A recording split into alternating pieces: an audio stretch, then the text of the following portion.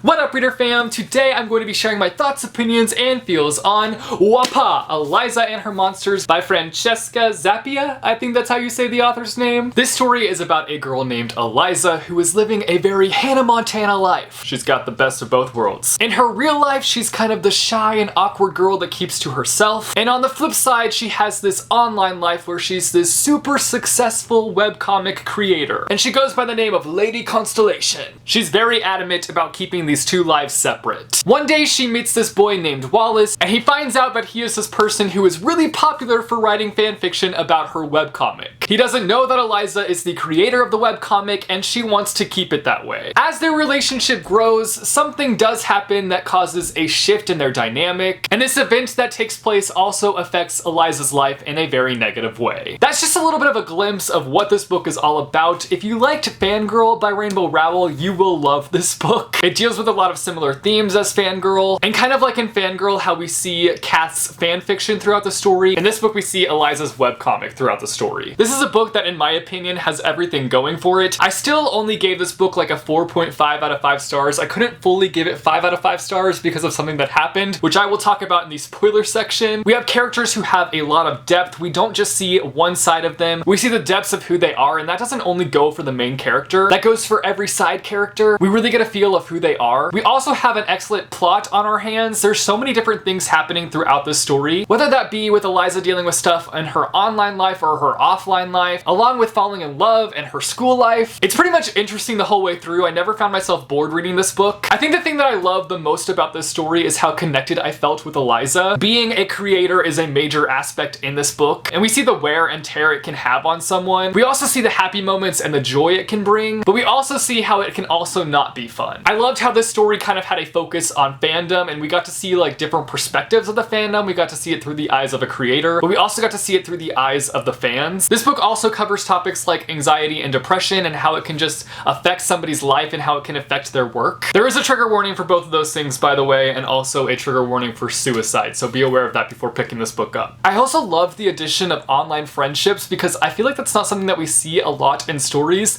and I feel like that's kind of becoming a bit of a norm. Maybe it's not really becoming a norm, but I feel like with social media now, people are making friends with people all around the world through the internet, and it was just nice to see online friendships represented in a book. I do have a few critiques for this book, the first one being the webcomic aspect. I just didn't really care for it. It's just like in Fangirl, how she has those fanfiction pieces. I didn't really care for the fanfiction pieces. It's just the same with Eliza and Her Monsters. I didn't really care for the webcomic pieces. I didn't feel like it added that much to the story. It was nice to see what Eliza was working on, but I also didn't really care that much for it. It was just hard to follow because we only got sections every now and then, so it wasn't like easy to follow what was happening with the webcomic story. And my other critique is kind of focused on the love interest. There was just a scene that really bothered me. I really liked him up until that point, and then my opinion just instantly changed about him, which I will talk about that more in the spoiler section of this video. But I went from really liking his character and relating to him to being like, yo bro, not a huge fan of you. So those are all my non-spoilery thoughts for Eliza and Her Monsters. I am now going to be jumping into a spoilery section, so if you have not read Eliza and Her Monsters, go out there and read this book and then come back and discuss with me. It's spoiler time, friends. Let's talk about Eliza and Her Monsters. I have a list of 10 things that I want to talk about, so let's just go down that list. First up, I love the friendship that we see between Eliza, Max, and Emmy. She talks a lot about how she struggles with finding friends in real life. Relatable! How it doesn't come so easily making friends in real life and how people seem to kind of fear her. And it's nice to see that she has these two people that she's really confident in and who she knows will always be there for her. I will admit there were times when I feel like they were putting in more effort than Eliza was, but also at the same time Eliza was dealing with a lot of issues. And at the same time it was nice to see how Max and Emmy understood that and they didn't judge her. And when she hadn't like talked to them for a while and she came back and talked to them, it was just like they had picked up where they left off. I love this quote on page 36. It says, "I do have friends. Maybe they live hundreds of miles away from me and maybe I can only talk to them through a screen, but they're still my friends. They don't just hold Monstrous C together, they hold me together." Way too precious! Number 2 on my list. This might be really immature of me,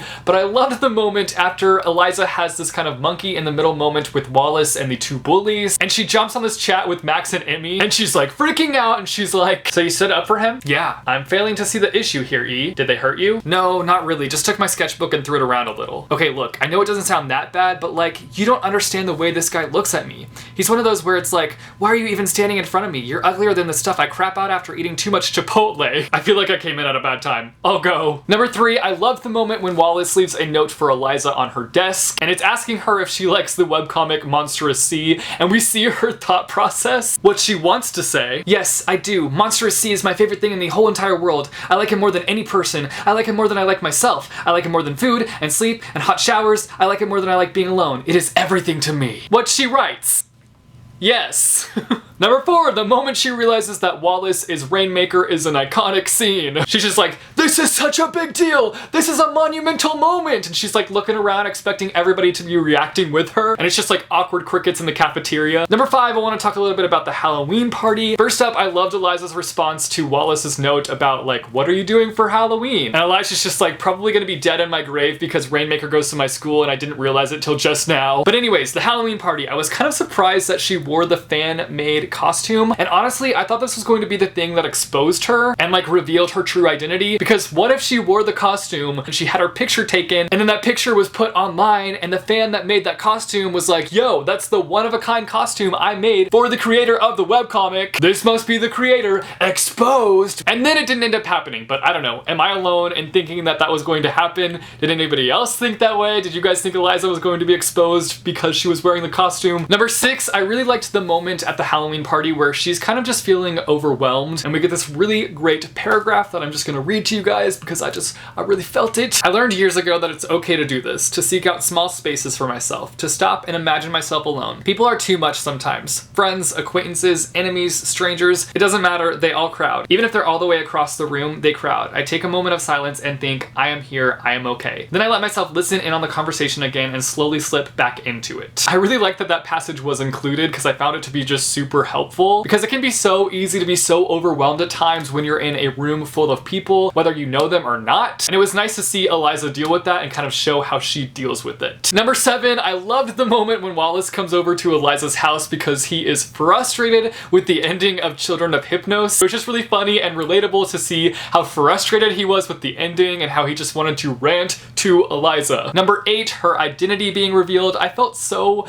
bad for her, but I also felt bad for her parents because they were just trying to show that they were proud of her, and they didn't realize in doing so that they were exposing her. But also throughout her moment of being exposed, I found myself connecting with her even more. Not from the angle of somebody who hides who they are online, but just from a creator standpoint as a whole, because we see her get super overwhelmed and she ends up just really letting the pressure get to her. Okay, number 9, we are now going to talk about why I ended up changing my opinion on Wallace. I really hated the way that Wallace confronted Eliza about finishing her story, just because if she finished the story, it would benefit him. Not because he really cared to get the ending, he just wanted her to write the ending so that he could write his fanfiction book and publish it and make money. Which I totally get that Wallace needed the money, but just the way he went about it in confronting Eliza was just so frustrating in my opinion. And I think it also kind of made me mad because he was frustrated with Eliza for hiding who she was, and they didn't really have resolution with that yet. And we jumped to him just desperately asking her to finish the story just so that he can benefit from it. That whole scene just left a bad taste in my mouth, and it really changed my opinion of Wallace. And lastly, number 10, 2 of my favorite scenes from this entire book